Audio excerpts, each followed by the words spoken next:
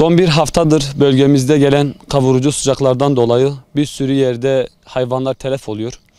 Bugün de gördüğünüz gibi Batıraman'da petrol kuyunun bulunduğu yerlerde kuşların petrolü susanıp suya gelip yüzlerce kuş telef oldu. Bizler de bu durum karşısında üzüldük.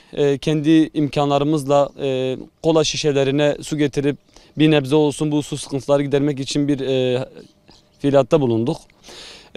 Özelde kuşlar, genelde tüm hayvanlar için gerekli önlemler alınsın. Hayvanlarımız sıcak uğruna telef olmasın.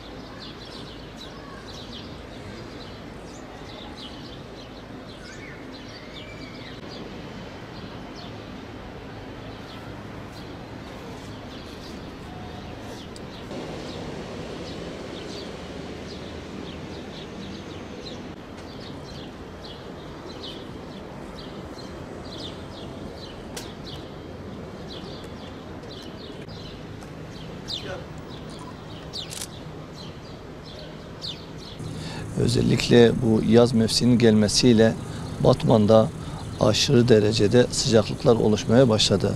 Şu anda Batman'da 50 ile 55 derece arasında sıcaklık görülmektedir. Bununla birlikte şu anda çöllerde veya işte dışarıda yaşayan veya parklarda hayvanlar, özellikle kuşların susuz kalmasıyla ilgili olarak şu anda Batıraman'da susuzluktan telef olmuş olan durumda olan kuşlar var.